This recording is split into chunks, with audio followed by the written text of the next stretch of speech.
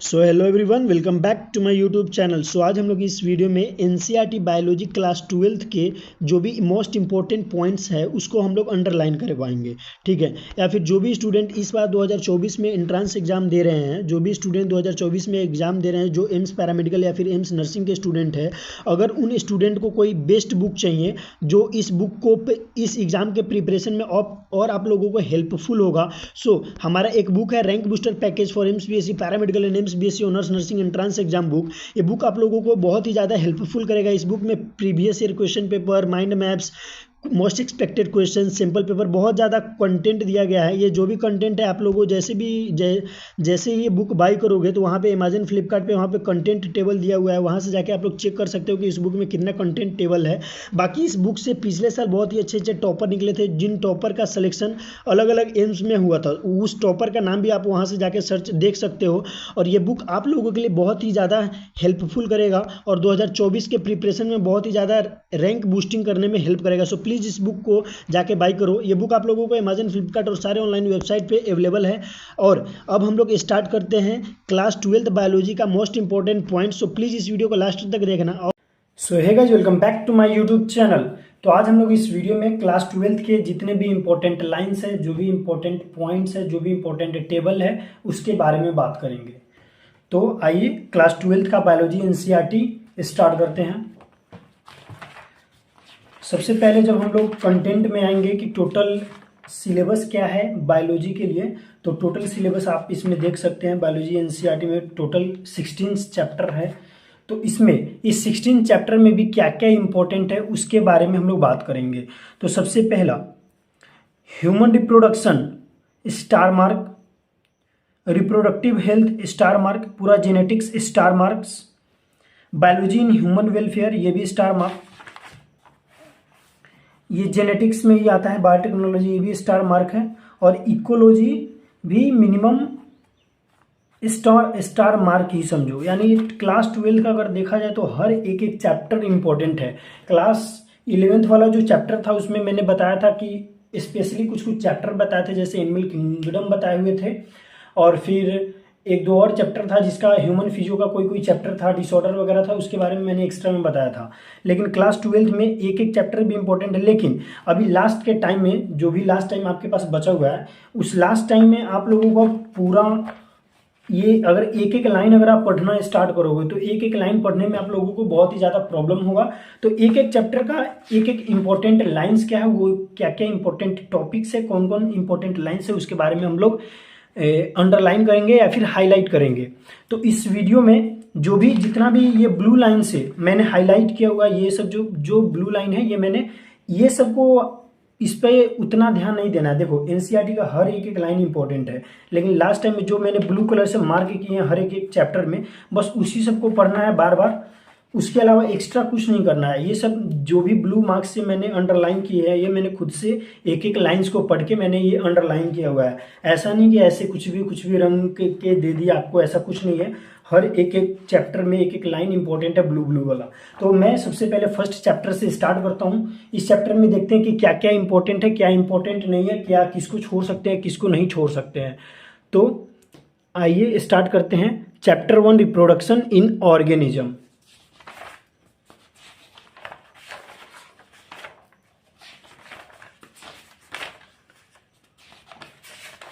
इस first chapter में मैंने एक भी अंडरलाइन नहीं किया है, क्योंकि इसमें क्या है ना, देखो reproduction in organism like AIIMS का जो सिलेबस है उसके हिसाब से देखा जाए तो इसका भी वेटेज है, लेकिन उतना वेटेज नहीं है जितना जेनेटिक्स का है, बायोलॉजी इन ह्यूमन वेलफेयर का है। और इसका अगर देखा जाए तो सबसे ज़्यादा इम्पॉर्टेंट है ह्यूमन रिप्रोडक्शन, जेनेटिक्स और ये बायोलॉजी इन ह्यूमन वेलफेयर। ये जो तीन टॉपिक्स है, genetics, biology in human welfare और ह्यूमन रिप्रोडक्शन प्रोडक्टिव हेल्थ, यही एक मेन चैप्टर है। तो अगर आप चाहो तो इस चैप्टर को नेग्लेक्ट कर सकते हो, रिप्रोडक्शन इन ऑर्गेनिज्म। लेकिन अगर आप चाहो तो इसमें क्या इंपॉर्टेंट है मैं वो आपको बता देता हूँ। ये वाला, ये जो है ना, इन नॉन प्राइमेट्स, मतलब क्या है, जो भी ब्लू वाला जो हाइलाइटर है, ब्लू से जो मैंने हाईलाइट किया वो तो पढ़ के जाना ही है, उसको याद करना ही है। लेकिन उसके अलावा जो भी एक्स्ट्रा है, मैं एक्स्ट्रा वाला बता देता हूँ कि कहाँ कहाँ पे कितना एक्स्ट्रा है। तो इस चैप्टर में आप बस ये वाला लाइन पढ़ के चले जाना। In non primates mammals like cow, sheep, rat, deer, dog, tiger, etc. Such cyclic changes during reproduction are called estrous cycle, whereas in primate, monkeys, apes and humans it is called menstrual cycle। इसको मैंने blue से underline नहीं कराया है, ये मैं खुद से अंडरलाइन करवा रहा हूँ, तो ये इंपॉर्टेंट है, इसको पढ़ के जाना। इसके बाद इस चैप्टर में कुछ भी नहीं है। अब अगले चैप्टर में आते हैं, sexual reproduction in flowering plant. इस चैप्टर में ये वाला जो लाइन है, ए look at the diversity of structure of the inflorescence flowers and floral parts shows an emerging range of adaptation to ensure formation of the end product of sexual reproduction, the fruit and the seed। ये वाला important line है, इसको underline कर लेना और इसको बार बार revision करके जाना। वैसे ही आगे है एक, to a biologist flowers are morphological and embryological marvel and the site of sexual reproduction.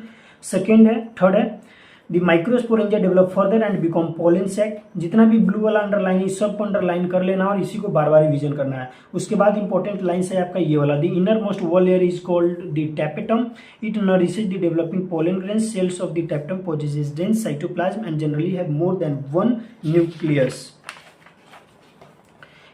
यहाँ पर का इस पूरे पेज में ये वाला इंपॉर्टेंट लाइन है, the exine exhibit fascinating array of pattern and design.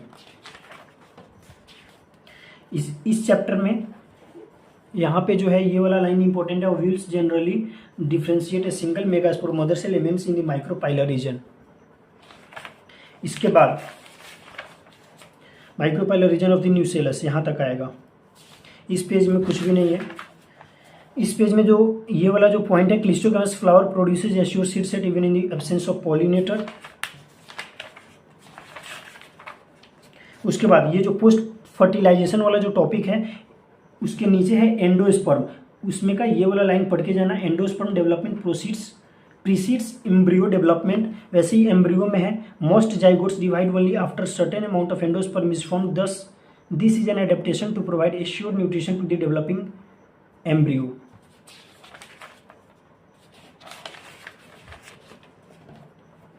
उसके बाद एपोमिक्सिस एंड पॉलीएम्ब्रियोनी में है, more of an as in many citrus and mango varieties, some of the nucellar cells surrounding the embryo sac start dividing, protrude in the embryo sac and develop into the embryos. In such species, each ovule contains many embryos. Occurrence of more than one embryo is in a seed is referred to as polyembryony। polyembryony तक इसको पढ़ के जाना। उसके बाद आते हैं human reproduction में। ह्यूमन रिप्रोडक्शन का गैमेटोजेनेसिस वाला लाइन्स पढ़ के जाना। इंसेमिनेशन, फर्टिलाइजेशन क्या होता है, इम्प्लांटेशन क्या होता है, गेस्टेशन क्या होता है, पार्चुरेशन क्या होता है, फिर स्पर्म फॉर्मेशन से लेकर 50 ईयर्स तक। फिर ये वाला जो पार्ट है, ये यहाँ से लेके यहाँ तक जो भी है ना, the testis are situated outside the abdominal cavity within a pouch called scrotum से लेके other immunologically competent cells are present. उसके साथ the male sex accessory duct से लेके ये पूरा यूरेथ्रल मीटस तक। मैं पहले बता देता हूँ कि ये जो ह्यूमन रिप्रोडक्शन है ना, इसका फुल चैप्टर पढ़ के जाना। ये बहुत ही ज़्यादा इंपॉर्टेंट है, मोस्ट इम्पॉर्टेंट है। इससे क्वेश्चंस बहुत ही ज़्यादा फ्रेम किए जाते हैं एम्स के एग्जाम में। वैसे ही आगे वाला पॉइंट्स है, ये ग्लांस पेनिस, फोर स्किन के बारे में पढ़ के जाना। फिर पेयर्ड सेमिनल वेसाइकल्स, ये वाला लाइन पढ़ के जाना।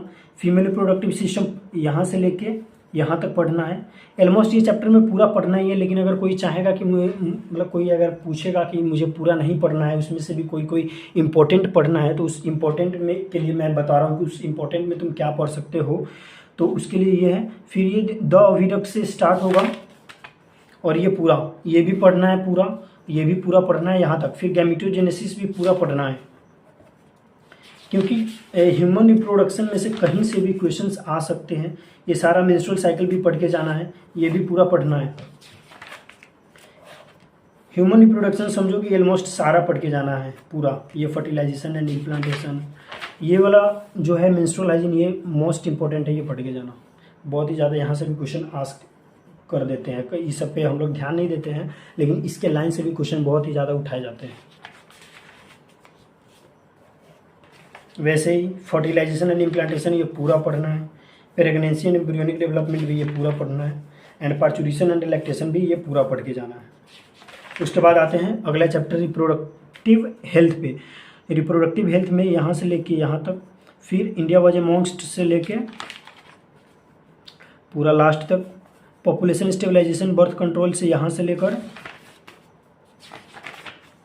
यहाँ तक लास्ट, फिर वैसे ही मेडिकल टर्मिनेशन प्रेगनेंसी पर के जाना है, सेक्सुअल एसटीआईज पर के जाना है, इनफर्टिलिटी, यानी ह्यूमन रिप्रोडक्शन और रिप्रोडक्टिव हेल्थ में ज़्यादातर मैंने एक एक लाइन इंपॉर्टेंट नहीं करवाया, क्योंकि एनसीईआरटी का जो भी ह्यूमन रिप्रोडक्शन और रिप्रोडक्टिव हेल्थ का जो चैप्टर है ना, बहुत ही ज़्यादा मोस्ट इम्पोर्टेंट चैप्टर है।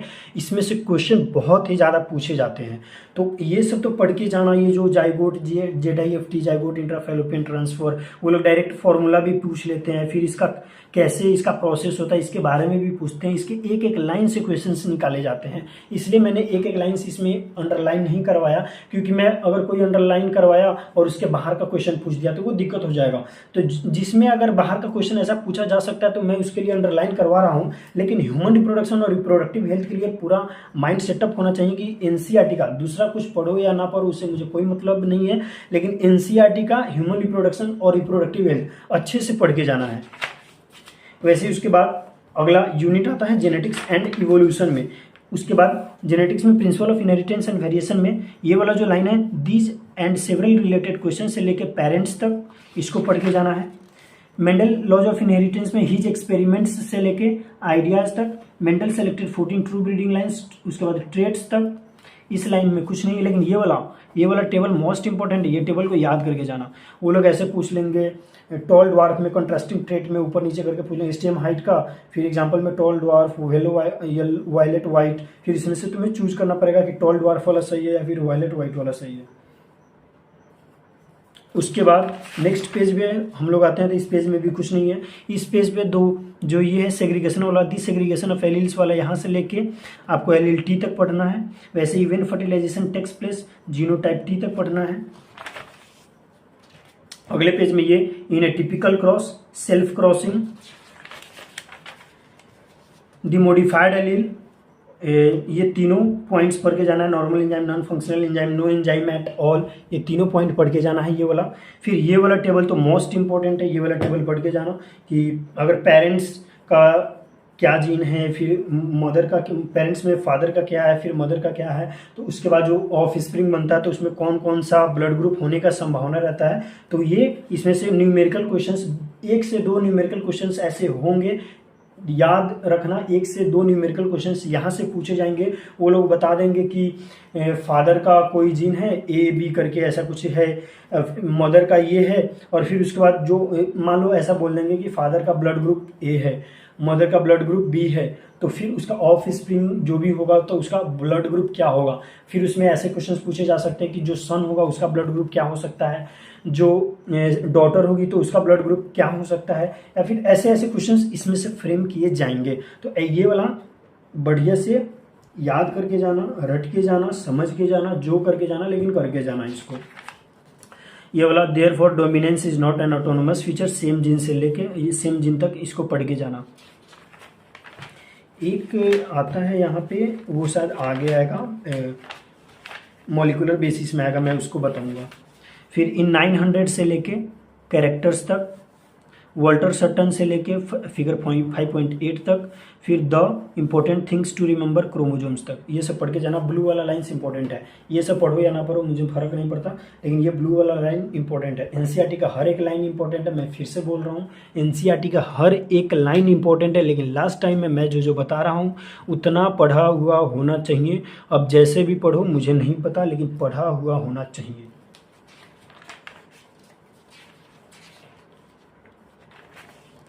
फिर ये वाला तुम डायग्राम याद कर सकते हो। देखो अगर ये किसी और मेडिकल एग्जाम के बारे में अगर इससे अगर क्वेश्चंस बनाता ना तो ये पूरा फिगर को देगा, लेकिन अगर एम्स में क्वेश्चंस फ्रेम करेगा ना तो ये वाला दे देगा, ये वाला दे देगा, और इसके अंदर का ये जो yellow white, wild type, white miniature, मतलब कहीं पे ये तीनों दे देगा और यहाँ पे ए लगा देगा और बोलेगा कि यहाँ पे क्या होना चाहिए। तो वहाँ पे तुमको ये बताना पड़ेगा कि ये वाइट मिनिएचर है या फिर वाइल्ड टाइप है या फिर उसका नाम क्या होगा। तो ये तुमसे ऐसा मतलब पूरा फिगर, एम्स में ऐसा पूरा फिगर देने का बहुत ही कम चांसेस है, लेकिन इससे क्वेश्चंस आएंगे। वैसे सेक्स डिटर्मिनेशन में हेन किंग 1891 से लेके सिग्निफिकेंस तक का पढ़ के जाना। इट वाज ऑब्जर्व्ड से लेके सम डू नॉट तक पढ़ के जाना। ग्रास ऑपर इज एन एग्जाम्पल से लेके ऑटोसम तक पढ़ के जाना। मेल हिट्रोगैमेटी वाला ये जो भी डेफिनेशन है इसको पढ़ के जाना। फीमेल हिट्रोगैमेटी का भी ये पढ़ के जाना। ये वाला याद से ये वाला जो है ना फिगर, ये वाला फिगर एक एक फिगर रटा हुआ होना चाहिए कि ये मेल का सिंबल होता है, ये फीमेल का सिंबल होता है, फिर सेक्स अनस्पेसिफाइड का सिंबल है, ये affected individual, mating between relative, parent above, ये सारा फिगर टिप्स पे याद होना चाहिए, इम्पोर्टेंट है, इसमें कुछ नहीं बोला जा सकता है। म्यूटेशंस का ये 2-3 लाइन पढ़ के जाना म्यूटेशन के बारे में। फिर मेंडेलियन डिसऑर्डर बहुत ही ज़्यादा इम्पोर्टेंट है, इसमें मैंने अंडरलाइन नहीं करवाया है, लेकिन मेंडेलियन डिसऑर्डर पूरा पढ़ के जाना। ये मेंडेलियन डिसऑर्डर समझ लो 3 स्टार। इस मेंडेलियन डिसऑर्डर में किसी भी डिसऑर्डर से आपको एग्जाम में पूछा जाएगा और पूछा जाता भी है, तो मेंडेलियन डिसऑर्डर पढ़ के जाना। 11th क्लास वाला में भी मैंने बताया था कि जितना भी डिसऑर्डर है उसको रट के जाना, क्योंकि डिसऑर्डर से डायरेक्ट क्वेश्चन पूछे जाते हैं और बहुत ही इजी क्वेश्चन रहते हैं। उसके साइन एंड सिम्टम्स देगा और उसको बस तुमको नाम उसमें टिक करके आना है। तो मेंडेलियन डिसऑर्डर पूरा इंपॉर्टेंट है, लेकिन इसमें भी अगर कुछ ज़्यादा अगर लगता है कि क्या सबसे ज़्यादा इंपॉर्टेंट है तो उसके लिए मैं बता देता हूँ, लेकिन प्लीज़ मेंडेलियन डिसऑर्डर पूरा पढ़ के जाना, पूरा याद करके जाना। इसमें ये फिगर इंपॉर्टेंट है, कौन सा फिगर किसका है ये वाला देख लेना। उसके बाद सिकल सेल एनीमिया पढ़ सकते हो। ये वाला डायग्राम भाई साहब बहुत ही ज़्यादा इंपॉर्टेंट है। इस डायग्राम में पता है क्या पूछता है, ये जो 6th नंबर पे है जो GLU से वेलाइन हो गया हो, वेलाइन हुआ है, कन्वर्ट हुआ है, तो ये वाला क्या करते हैं ना पता है, ये वाला फिगर दे देंगे और यहाँ पे वेलाइन वाला को डैश दे देंगे या फिर ए दे देंगे और बोलेंगे कि बताओ कि इसके 6th पोजीशन पे क्या होगा, तो यहाँ पे तुमको वेलाइन टिक करके आना होगा। तो ये वाला फिगर आया हुआ था एग्जाम में, सेम टू सेम क्वेश्चन आया हुआ था 2 बार।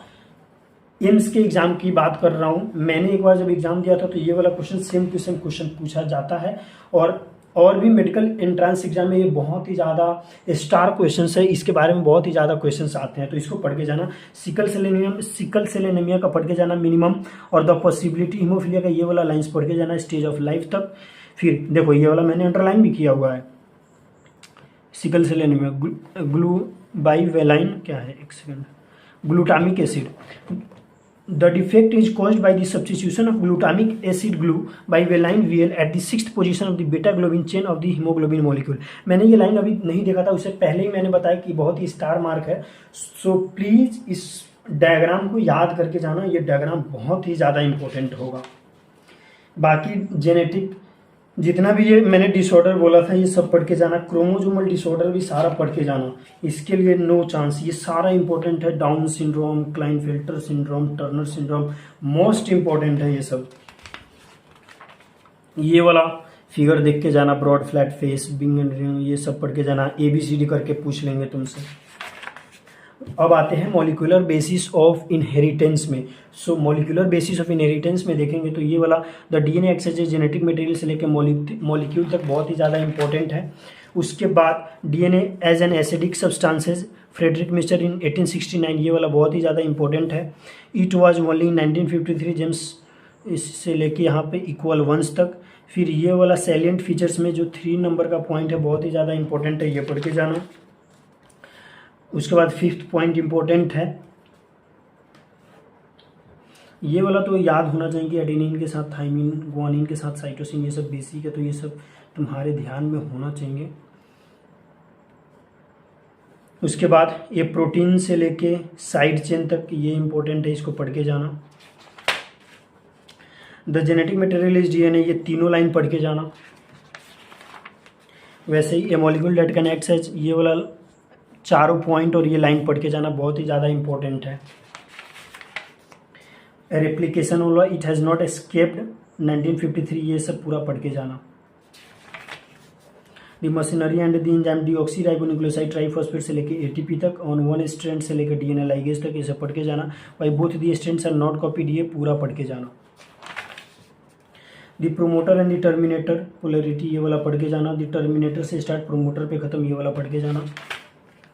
फिर वैसे ही दी इंटरव्यूइंग क्वेश्चंस का ये कितना पॉइंट है, 1 2 3 4 5 6 7, सातों पॉइंट पढ़ के जाना। उसके बाद ये वाला सेवेरो ओकोवा, ये पढ़ के जाना। ये देखो ये जो टेबल है ना, मैं इसी के बारे में बोल रहा था कि मॉलिक्यूलर बेसिस आएगा तो मैं उसमें बताऊंगा। ये टेबल बहुत ही ज़्यादा इम्पोर्टेंट है, अगर आप इसको याद कर सकते हो तो याद कर लेना, क्योंकि उसमें एग्जाम में डायरेक्ट बोल देंगे कि ट्रिपल यू बताओ क्या होता है, तो फिनाइलएलेनिन होता है, ल्यूसीन होता है, ग्लाइसिन होता है, ये आपको याद होना चाहिए। तो ये इम्पोर्टेंट है, इसको पढ़ के जाना। अगर याद हो जाता है तो वरना ज़्यादा दिमाग नहीं लगाना है, क्योंकि इसको याद करने में बहुत ही ज़्यादा टाइम वेस्टेज होगा। लेकिन इसका 1 से 2 क्वेश्चंस आएगा, आ सकता है, 2 क्वेश्चन नहीं बोलेंगे लेकिन 1 क्वेश्चन आ सकता है कहीं ना कहीं से। उसके साथ ये जो सैलिएंट फीचर है 6, ये 6 भी पढ़ लेना। अगर ये याद नहीं होगा ना तो बस ये 6 सैलिएंट फीचर्स पढ़ के जाना, बहुत ही ट्रिपल स्टार लगा लो इसको।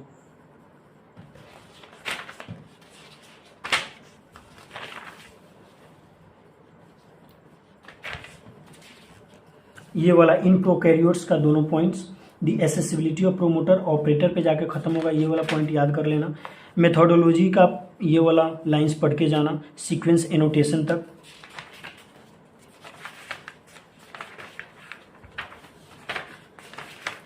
वैसे ही वो जो भी मॉलिक्यूलर बेसिस ऑफ इनहेरिटेंस खत्म हुआ, अभी इवोल्यूशन के बारे में बात करेंगे। इवोल्यूशन में ये वाला जो पॉइंट है, did life came from outer space like straw mud etc, ये वाला पूरा लाइन पढ़ के जाना। ये जो मैं लाइन मार्क करवा रहा हूँ ना, तो ऐसा मत सोचना कि मैंने कहीं से भी कुछ भी रंग दिया आप लोगों को बता रहा हूँ, ऐसा कुछ नहीं है। मैं भी स्टूडेंट हूँ और मैं स्टूडेंट था भी, और मैं इस एग्ज़ाम को क्रैक किया हूँ तभी मैं आप लोगों को बता रहा हूँ इसके बारे में। अगर मेरा एग्ज़ाम क्लियर नहीं हुआ रहता तो मैं नहीं बताता, इस टॉपिक पे बात भी नहीं करता। तो मैं अगर बता रहा हूँ कि ये लाइन इम्पोर्टेंट है तो ये इम्पोर्टेंट ही है। मैंने एक एक लाइन को खुद से पढ़ के मैंने ये क्वेश्चंस, मैंने ये लाइन बनाया। ऐसा नहीं कि किसी को अंडरलाइन कर दिया, कोई कुछ भी बता रहा है, ऐसा कुछ नहीं है। मैं जितना बता रहा हूँ, जैसे बता रहा हूँ वैसे ही करते जाओ। 20 से 1 महीना दिन तक मेरे हर एक एक लाइंस को फॉलो करो, मेरे हर एक एक क्वेश्चंस को फॉलो करो। जितना भी मैं क्वेश्चंस प्रोवाइड करूंगा व्हाट्सएप पे, व्हाट्सएप ग्रुप में, पीडीएफ, शॉर्ट नोट्स जो भी प्रोवाइड करूंगा, बस इस दिन में उतना ही पढ़ लो। बस तुम्हारा सिलेक्शंस निश्चित है, अगर तुमने अभी भी 0 से स्टार्ट किया है तो। वैसे ही द इवोल्यूशन ऑफ लाइफ हमसे थ्योरी वाला, there has been a gradual evolution of life हमसे लेके फिटनेस तक पढ़ के जाना अच्छे से। In the same line of argument से लेके ऑर्गेनिज्म तक पढ़ के जाना।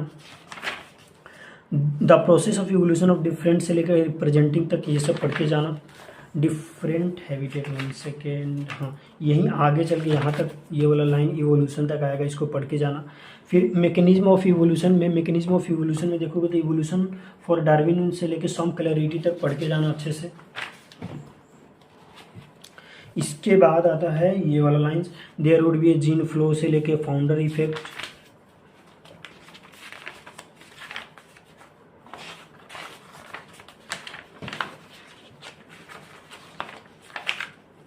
साइटोकाइन बैरियर में अगर देखोगे तो साइटोकाइन बैरियर में ये सबसे ज़्यादा इंपॉर्टेंट है। Virus infected cell secrete proteins called interferon which protect non infected cells from further viral infection, ये वाला पढ़ के जाना अच्छे से।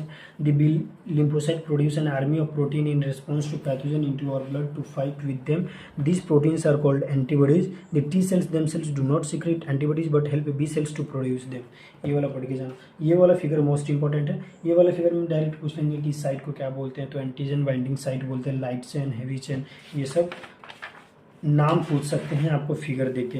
वैक्सीनेशन एंड इम्यूनाइजेशन पूरा पढ़ना है, ऑटो इम्यूनिटी पूरा पढ़ना है। ये वाला lines, both bone marrow and thymus provide micro environment for the development and the maturation of T lymphocyte, the spleen is a large bean shaped organ, इसके बारे में पढ़ के जाना है। ये वाला फिगर नहीं, ध्यान मत देना, इतना भी टफ आपको एम्स के एग्जाम में नहीं पूछता है। Prevention of AIDS taken up तक पढ़ के जाना अच्छे से।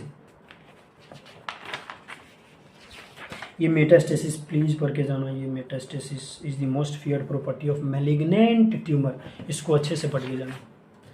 फिर अब क्या करना है, tumour cells have been shown to avoid detection and destruction by immune system, therefore the patients are given substances called biological response modifiers such as alpha interferon which activate their immune system and helps in destroying the tumor, ये वाला पढ़ के जाना।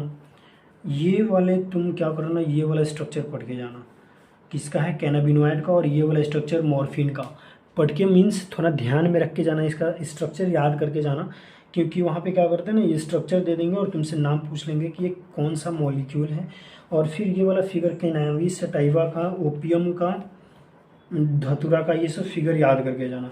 मैं क्या करूँगा, last में एक डायग्राम का सेपरेट वीडियो बनाऊंगा आप लोगों के लिए, बायोलॉजी का पूरा डायग्राम 11th का और 12th का जो मोस्ट इंपॉर्टेंट डायग्राम्स है उसके बारे में भी मैं एक वीडियो सेपरेटली बना दूंगा। उसके बाद एनादर मिसयूज से लेके लास्ट तक, ग्रोथ तक,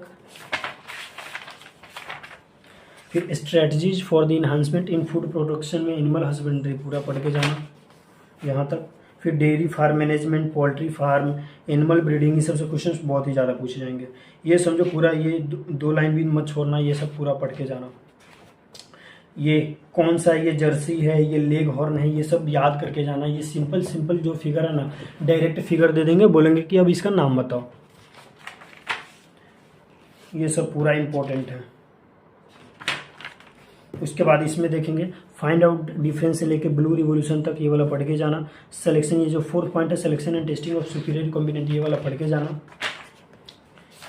उसके बाद हाँ, ये वाला दिमाग में रट लो, घुसा लो, जो करना है कर लो, लेकिन करके जाना तो जाना। टेबल 9.1 कैसे भी याद करके जाना है। इसमें से कहीं से भी क्वेश्चंस पूछ लेते, wheat, Himgiri, leaf and stripe rust, बोलेंगे कि क्रॉप ये है, इसका वेराइटी बताओ, क्रॉप ये है, रेजिस्टेंस टू डिजीज के बाद नाम बता दो। फिर वैसे ही टेबल 9.2, ये तो समझो 5 स्टार। ये 2 हो गया ना, +3 स्टार, समझ जाना। टिश्यू कल्चर बाय एप्लीकेशन से लेके सोमाक्लोन्स तक, साइंटिस्ट से लेके यूटिलाइजेशन तक याद कर लो। माइक्रोब्स इन ह्यूमन वेलफेयर, ये वाला डायग्राम बहुत ही ज़्यादा इंपॉर्टेंट है, ए वाला। इसमें ABCD करके पूछ लेता है, head, collar, sheath, tail, fibres के बारे में।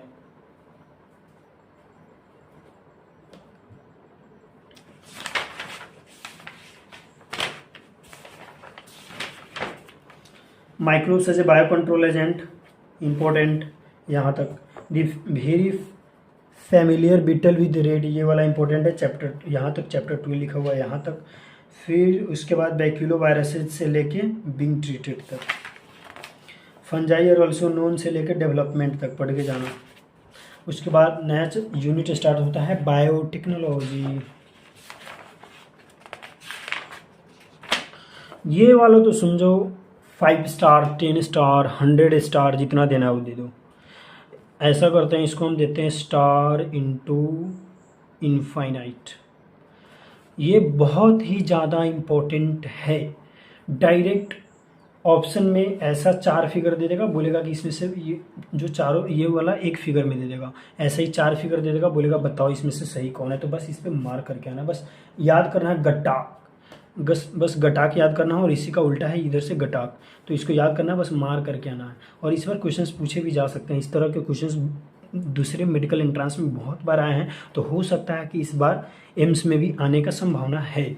उसके बाद रेस्ट्रिक्शन इंजन कर दी, डीएनए एलईटी लगे फ्रॉम दी सेंटर, ये सब जो 1 2 3 4 लाइन है, इसको अच्छे से याद करके जाना। उसके बाद separation and isolation of DNA fragment के बारे में ये पूरा पढ़ के जाना। फिर यहाँ पे है द ट्रांसफॉर्मेशन ग्रोइंग ऑन से लेके रेजिस्टेंस तक, इसके आगे सिलेक्शन वाला यहाँ तक most important. Biotechnology and its application, biotechnological application से latest look at the 3 agrochemical based agriculture, organic 1 2 3 point, in addition से लेकर फार्माक्यूटिकल तक, स्पेसिफिक बी टॉक्सिन से लेकर बोरर तक, silencing of an specific mRNA से लेकर इंटरमीडिएट तक। फिर वैसे ही जीन थेरेपी में the first clinical gene therapy was given in 1990 से लेके परमानेंट क्योर तक।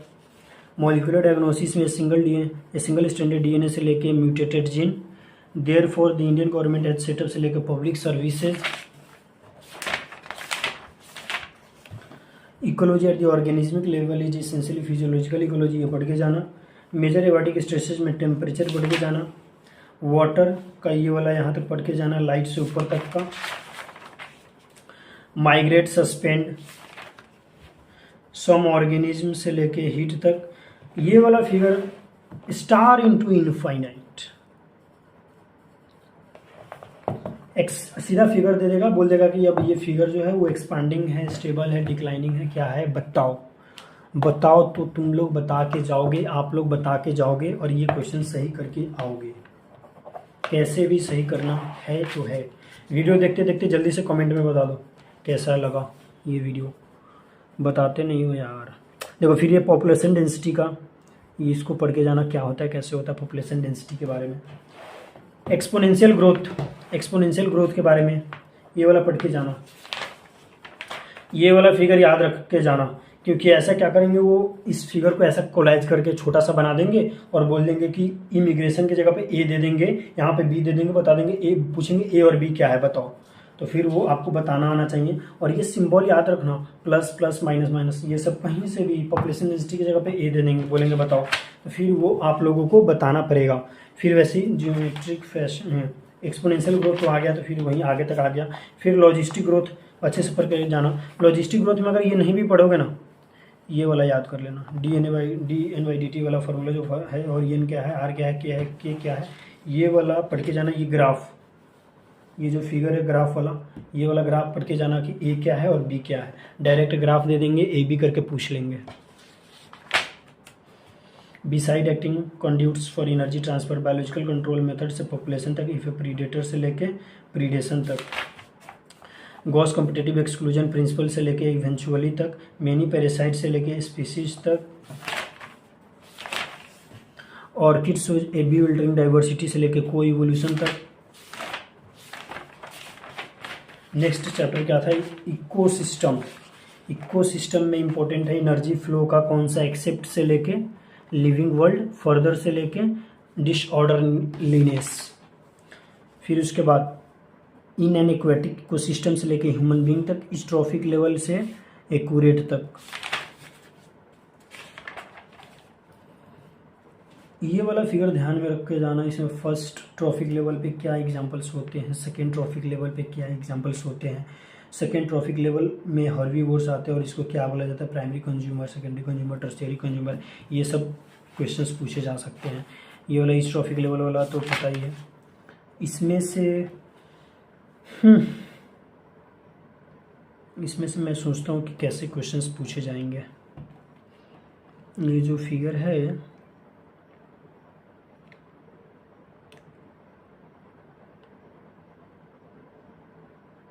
देखो, इसमें बस ये वाला याद करके जाना, pyramid of number in grassland ecosystem.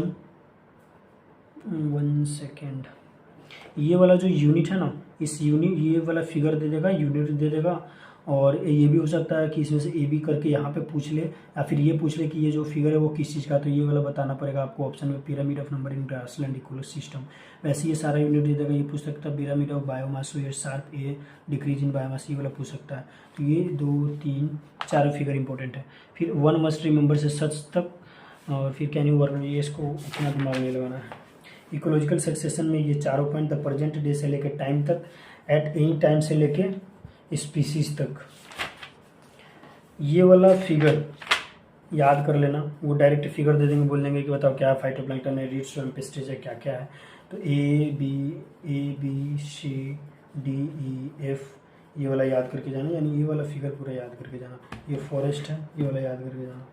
इससे पे ज़्यादा दिमाग नहीं लगाएंगे, उतना भी हार्ड नहीं पूछते। ये वाला फिगर याद करके जाना, बहुत इंपॉर्टेंट है, ABCD करके पूछ लेगा। ये वाला लेटेस्ट लुक, ये कौन से चैप्टर का है, बायोडाइवर्सिटी एंड कंजर्वेशन का है। ये लेटेस्ट लुक से लेके यहाँ तक पूरा। और ये वाला तो फिगर भाई मैं क्या बोलूँ, इससे भी क्वेश्चंस फ्रेम किए गए थे हमारे एग्जाम में। मुझे जहाँ तक पता है कि हमारे एग्जाम में ऐसे क्वेश्चंस पूछे गए थे। इसमें क्या था कि क्या बोलेंगे कि जैसे यहाँ पे है, ये इंसेक्ट है, मोलस्क है, क्रस्टेशियंस है, तो ये तीनों दे देंगे और बोल देंगे कि ये ए है, और ऑप्शन में दे देंगे ए क्या है, इंसेक्ट है, फिशेज है, बर्ड्स है, ममेल्स है, क्या है, तो वो आपको चूज करना पड़ेगा। तो ये आपको फिगर याद रहेगा तभी आप चूज कर पाओगे वहाँ पे, वरना नहीं हो पाएगा।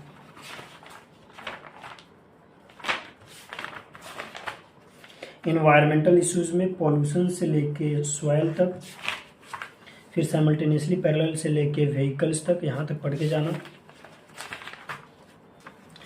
Ampere 0.1% impurities max domestic sewage से लेके ये तीनों पॉइंट पढ़ के जाना। नेचुरल एजिंग से लेके यूट्रोफिकेशन तक, हीटेड से लेके फ्लोरा फोना तक। और ये हो गया आपका 12th का चैप्टर पूरा कंप्लीट। एक बार और मैं बता देता हूँ कि इसमें इम्पोर्टेंट चैप्टर्स क्या थे। देखो, इतना पढ़ने के बाद जो मैंने अंडरलाइन करवाया है तो वो सब तो मोस्ट इम्पोर्टेंट है, साथ में उसके साथ में एक्स्ट्रा हमको क्या करना है। एक्स्ट्रा में हमको बस कुछ नहीं करना है, जो मैंने अंडरलाइन करवाया है वो एक एक चैप्टर याद कर लेना। उसके साथ ह्यूमन रिप्रोडक्शन का फुल चैप्टर मैं एफ लिख रहा हूँ, फुल चैप्टर याद होना चाहिए। रिप्रोडक्टिव हेल्थ का फुल चैप्टर याद होना चाहिए। उसके बाद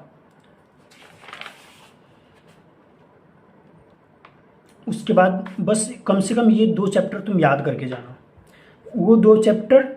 और हो सके तो human health strategies for enhancement in food production और माइक्रोब्स इन ह्यूमन वेलफेयर, इसका मैंने अंडरलाइन करवाया तो उतना भी कम से कम याद करके चल जाना। लेकिन ये 2 चैप्टर फुल याद करके जाना, और कम से कम ये जो मैंने इसमें जो अंडरलाइन करवाया ना वो तो करके ही जाना। बाकी ये सब भी इंपॉर्टेंट है, लेकिन जो अंडरलाइन करवाया उतना ही काफ़ी है। लेकिन इस पे बायोलॉजी इन ह्यूमन वेलफेयर पे और रिप्रोडक्शन का ये वाला जो पार्ट है, ह्यूमन रिप्रोडक्शन और रिप्रोडक्टिव हेल्थ, बहुत ही ज़्यादा इंपॉर्टेंट है। इसको तो अच्छे से करके जाना ही जाना है।